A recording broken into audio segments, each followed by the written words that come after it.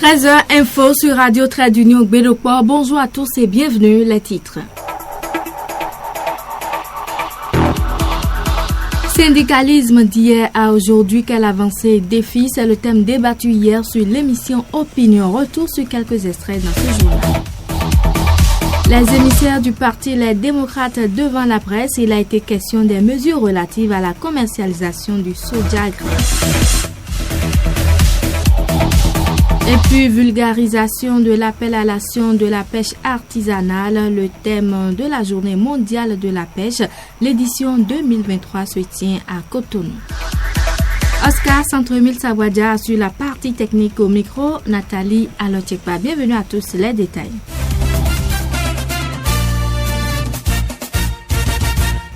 À nouveau, bonjour. Syndicalisme d'hier à aujourd'hui, quelle avancée et défi, c'est le thème abordé hier sur l'émission Opinion de RTU. Les acteurs du système éducatif sont unanimes sur le fait que la lutte syndicale a connu assez de progrès grâce aux différentes lois votées. Le secrétaire général national du syndicat national des enseignants du secondaire, technique et de la formation professionnelle du Bénin en parle. Alessandra Djina.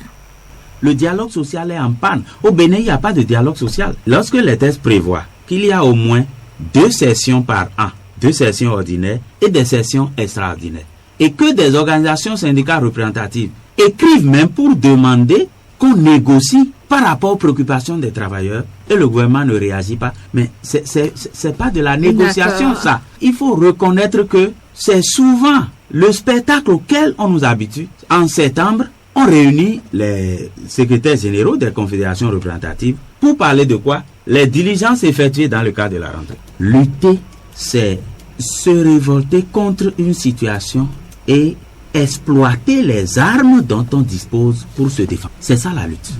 Et lorsqu'on parle de négociation, on négocie lorsqu'on est en lutte.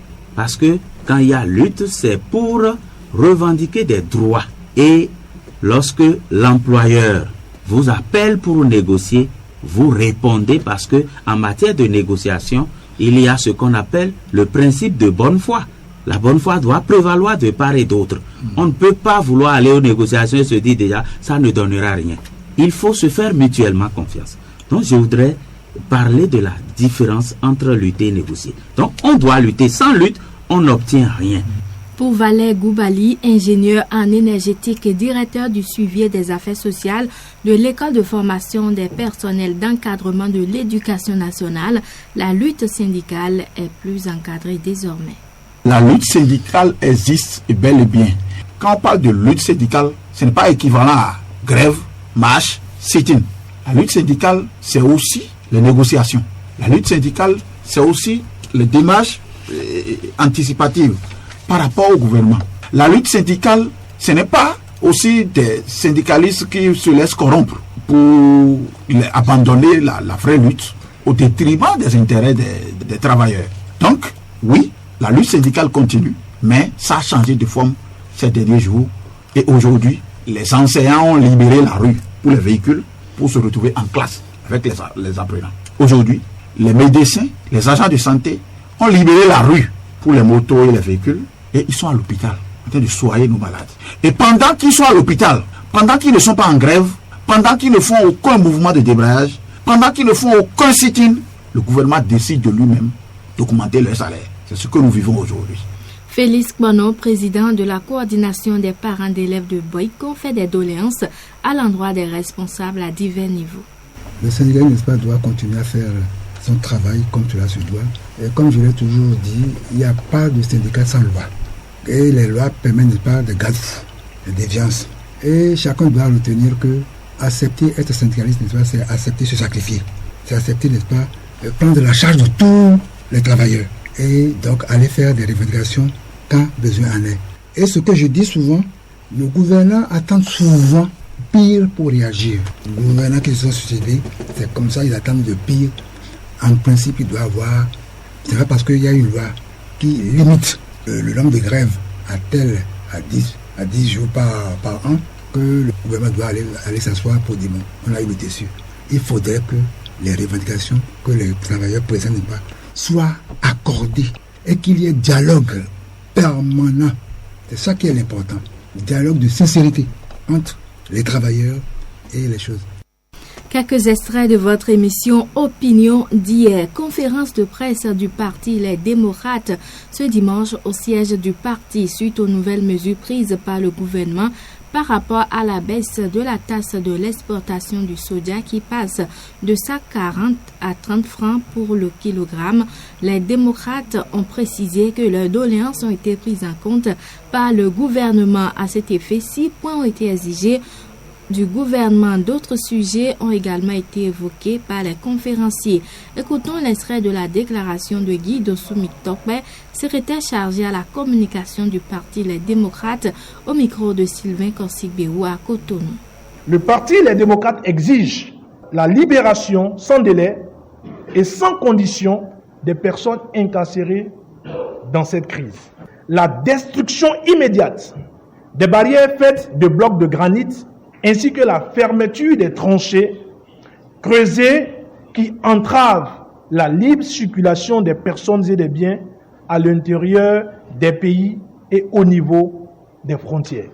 La restitution des moyens de transport saisis, la main levée sur les produits saisis, la mise en place des mécanismes minima de protection des producteurs et enfin le dédommagement des victimes. Le parti Les Démocrates reste déterminé à poursuivre la lutte pour l'obtention des prix justes et équitables au profit des producteurs, assurant ainsi leur capacité à vivre dignement des fruits de leurs efforts.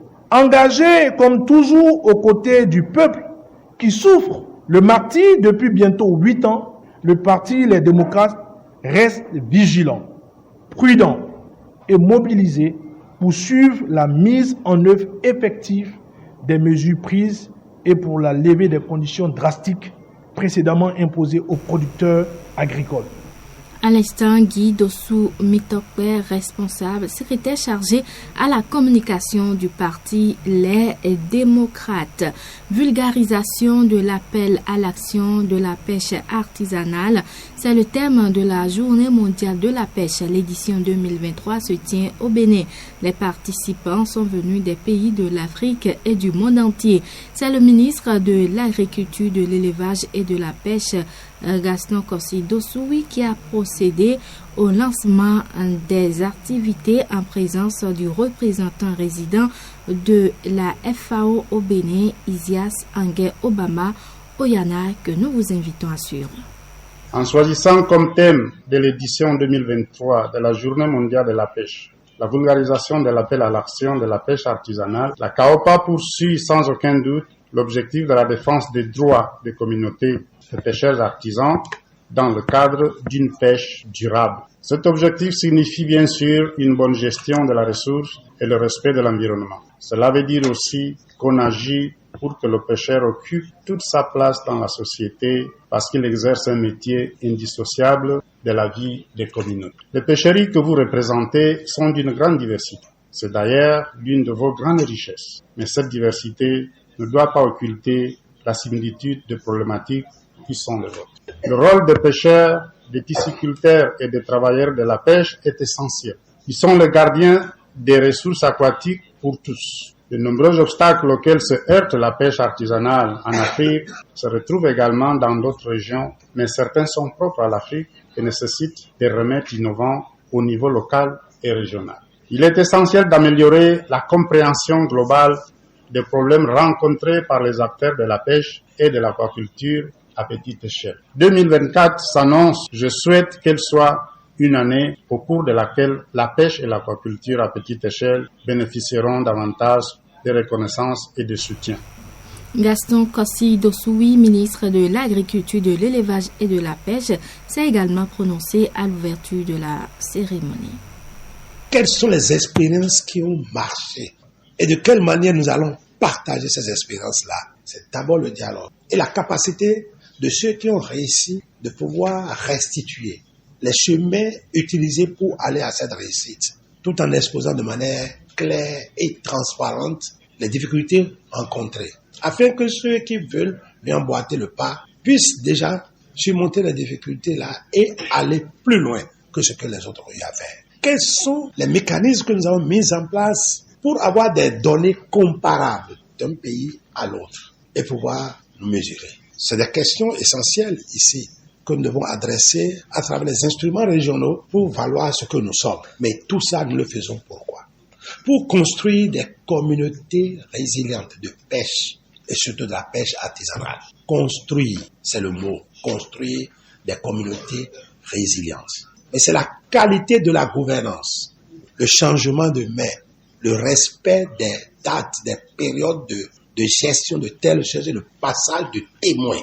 L'unité et l'unification de nos pensées autour d'un idéal commun pour être de véritables interlocuteurs devant les gouvernements.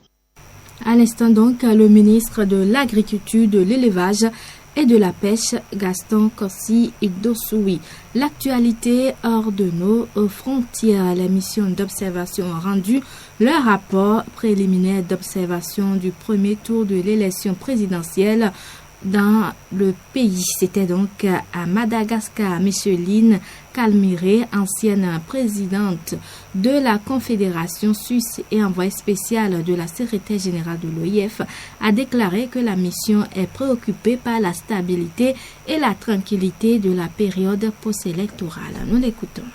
Notre mission a cependant relevé que toutes les conditions d'inclusivité du processus électoral n'ont pas pu être réunies. Comme je l'ai déjà indiqué, certains candidats ayant décidé de ne pas participer à la campagne électorale et au scrutin, réclamant une réforme des institutions en charge de la gestion et du contrôle des élections et exigeaient le report de la date du scrutin. Au regard de ce qui précède et tenant compte de la nécessité de préserver la stabilité, la sécurité et la paix à Madagascar, nous appelons toutes les parties prenantes à contribuer au rétablissement de la confiance entre elles et au renforcement de l'état de droit. En RDC, la campagne pour les élections générales a débuté hier, mais dans certaines régions de l'est du pays, comme Béni, les rues étaient calmes et la campagne n'a pas vraiment débuté. Certains candidats au scrutin craignent que la situation sécuritaire dans la région impacte le processus électoral. Des précisions avec l'un des candidats joints par nos confrères de BBC. Tout peut arriver à tout moment et on en est conscience. Je sais que tous les candidats en ont conscience et même notre population en a conscience. C'est désastreux de pouvoir savoir que c'est comme ça que nous vivons. Nous vivons la peur au ventre. Chaque jour, on ne sait pas ce sera où la prochaine fois. Mais ça, c'est quand même des situations que nous devons rapidement arranger. Et donc, nous allons battre campagne. Nous n'avons pas le droit de ne pas le faire. Nous allons discuter avec nos populations. Tenant compte du danger qui nous guette, je vous ai dit que ça pouvait arriver à tout moment et à n'importe qui, mais on va le faire. Voilà, ce sera tout pour cette édition du Journal Palais sur RTU Bédoport. Oscar Centremille Sabadja a assuré la partie technique. Présentation Nathalie Alochikpa. Merci de nous avoir suivis.